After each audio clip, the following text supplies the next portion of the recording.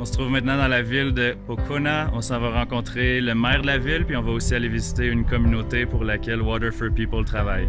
C'est parti!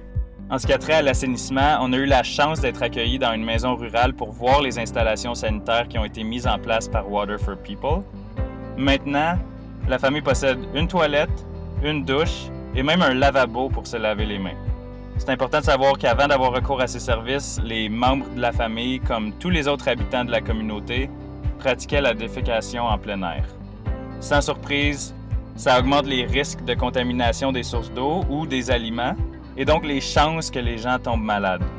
Pas besoin de vous dire que la famille était extrêmement reconnaissante envers Water for People, qui s'occupe aussi d'acheminer les eaux usées à une fosse septique pour être traitées, plutôt que déchargées directement dans l'environnement. D'un point de vue personnel, j'ai été vraiment impressionné de voir à quel point tous les intervenants impliqués dans les projets sont dédiés à la cause, que ce soit au niveau des communautés, des municipalités, des acteurs du gouvernement ou bien entendu de l'organisme Water for People. Je pense vraiment qu'un modèle avec une structure bien établie, jumelée à un effort collectif, comme c'est le cas, sont les éléments qui assurent une recette gagnante pour l'organisation.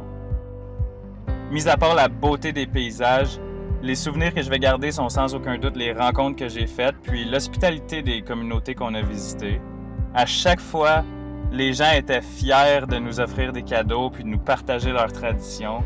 Entre autres, j'ai pu goûter à de la chicha, qui est une boisson fermentée à base de maïs.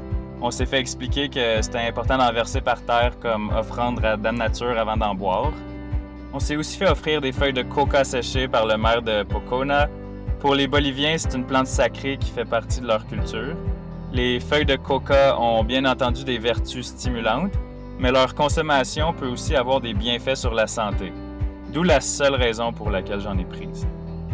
Au-delà de tous les moments inoubliables que j'ai vécus, la principale chose que j'ai réalisée pendant mon voyage, c'est qu'on est vraiment privilégié d'habiter au Canada et que la plupart de nos problèmes sont futiles comparés à la misère que les communautés rurales que j'ai visitées en Bolivie vivent au quotidien. La prochaine fois que vous irez prendre une gorgée d'eau à l'abreuvoir, prenez aussi un instant pour apprécier ce que vous avez, puis dites-vous qu'il y a 2,1 milliards de personnes dans le monde qui n'ont pas d'accès à l'eau potable.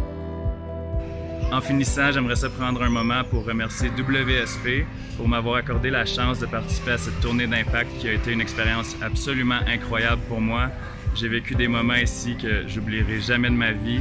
Je veux remercier aussi les organisateurs de Water for People pour l'excellent travail accompli. Ça a été vraiment le fun de passer du temps avec vous. Puis pour finir, j'aimerais vous remercier d'avoir visionné mon vidéo. J'espère que vous avez aimé ça. Puis je vous dis à bientôt tout le monde. Salut!